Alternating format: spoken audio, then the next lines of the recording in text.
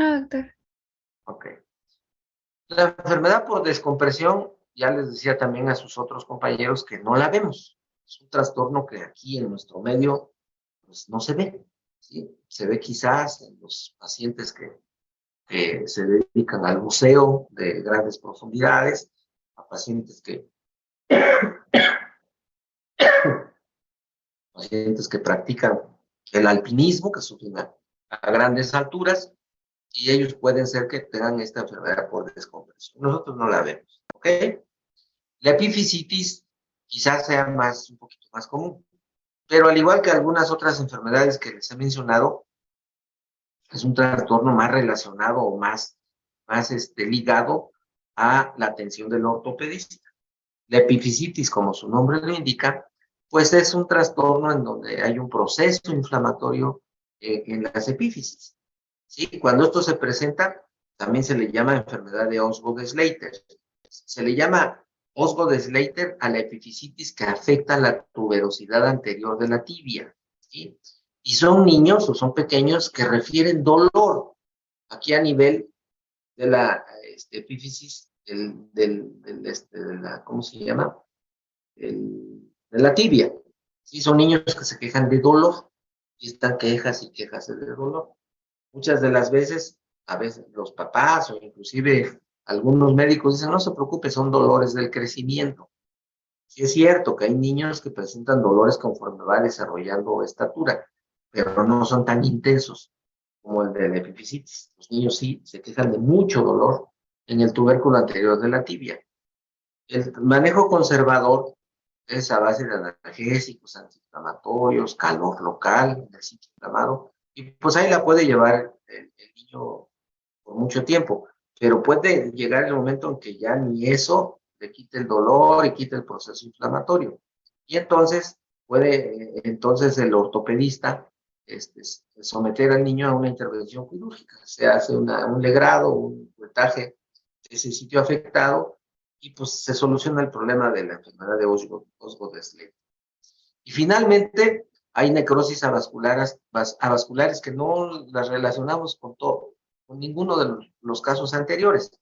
Y entonces decimos que es una necrosis avascular idiopática.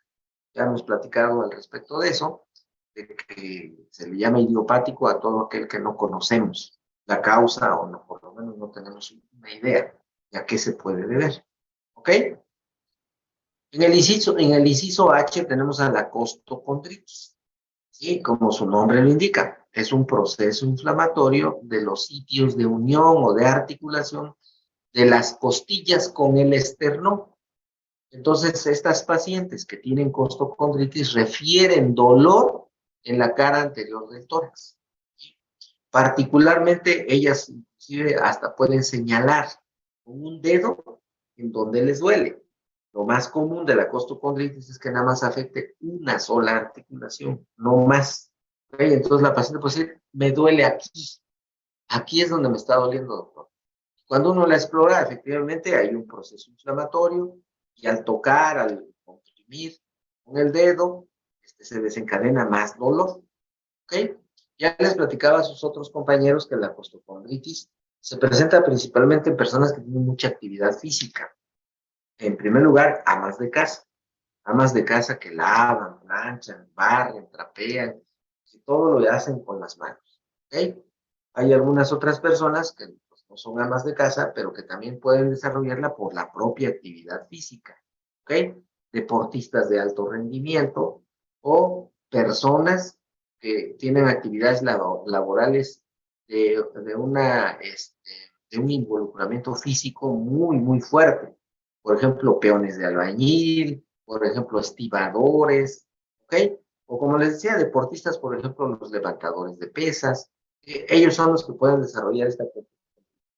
Es un trastorno benigno, es un trastorno que no va a causar más problema que el cuadro sintomático, ¿sí? Y el tratamiento conservador generalmente es exitoso, con analgésicos, antiinflamatorios, ocasionalmente tendríamos que recurrir a una infiltración de un esteroide en el sitio afectado y con eso se soluciona el problema.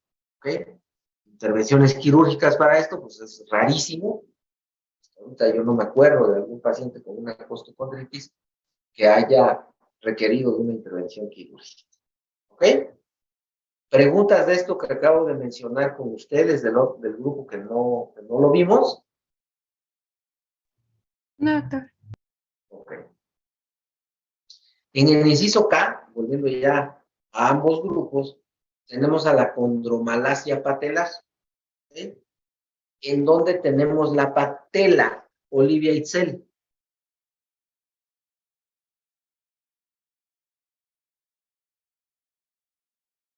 ¿Está por ahí Olivia Itzel? Sí, doctor, aquí estoy. A ver.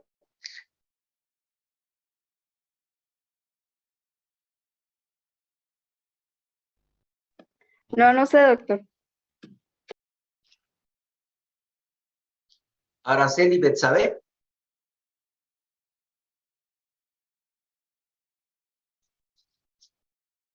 ¿Está?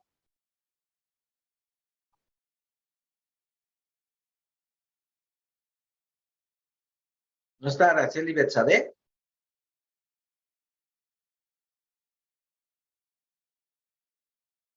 Jefa de grupo de Araceli Betsabe. ¿La tienes identificada como presente el día de hoy? Sí, es de mi grupo, doctor. ¿Pero sí está conectada o tiene apagado su micrófono? ¿Qué pasa? Según yo sí estaba conectada hace ratito porque estamos aquí conectados en la escuela, pero no sé si le falló el internet. A lo mejor en su perfil, aquí en su foto, tiene un perrito. A lo mejor está jugando con él.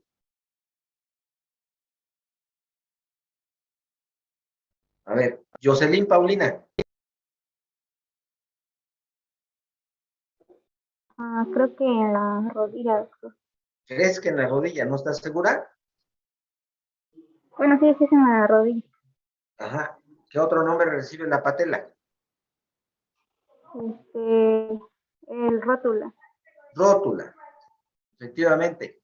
¿En qué consiste la condromalacia patelofemoral?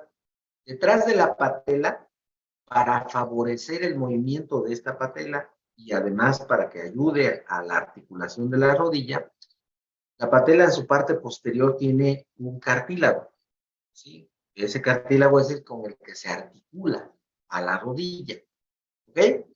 Ese cartílago puede verse afectado por alguna circunstancia y empieza a tener este trastorno que se llama condromalacia. Empieza a presentar un reblandecimiento de ese cartílago articular y empieza el paciente a presentar dolor, ¿ok? La condromalacia patelar generalmente se presenta desde más o menos por la adolescencia, la juventud. Antes de eso no hay manifestaciones clínicas y después de eso o ya se solucionó el problema o el paciente ya se acostumbró.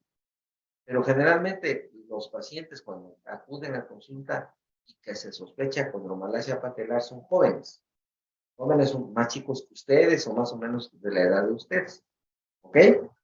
El cuadro clínico se caracteriza por un dolor en la rodilla. El paciente dice, me duele la rodilla.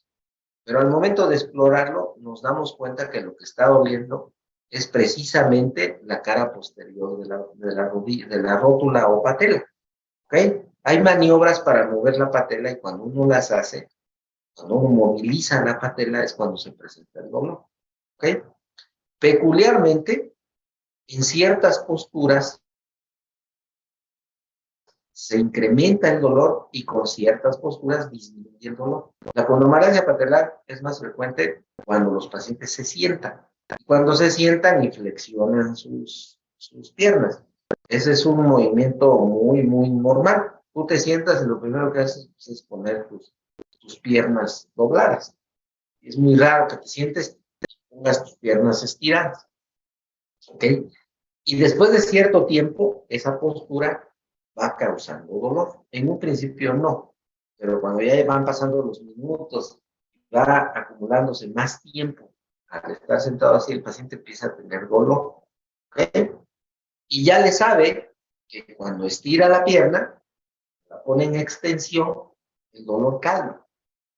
Por eso es que muchos pacientes que tienen condromalacia patelar y hay necesidad de sentarse, inmediatamente buscan un lugar donde puedan estirar sus piernas. Por ejemplo, si van a un cine,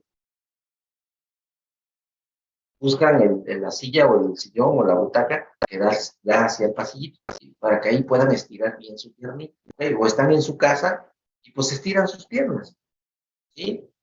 Con eso mejora el dolor, disminuye el dolor, ¿okay? No quita el problema ahí sigue, pero con eso se alivia o disminuye el dolor, ¿ok? ¿Qué es lo que hay que hacer?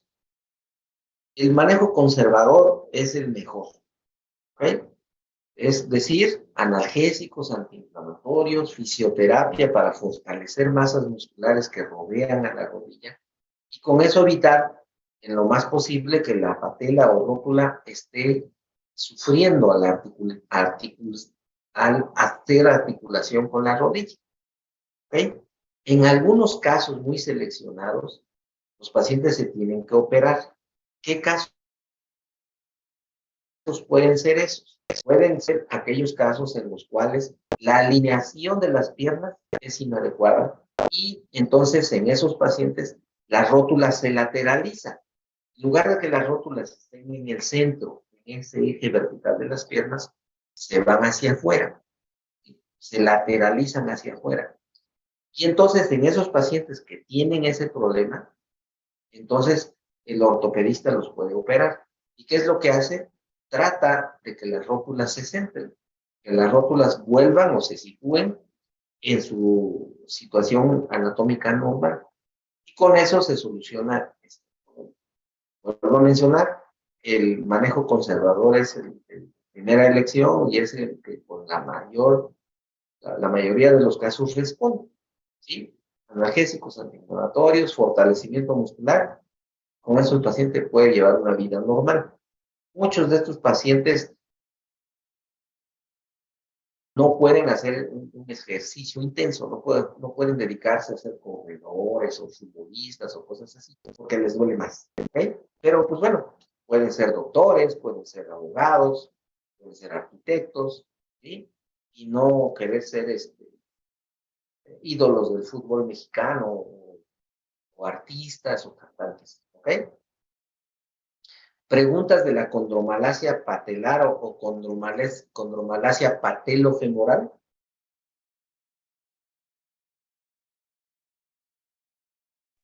No, ¿Ninguna? no, Okay. no.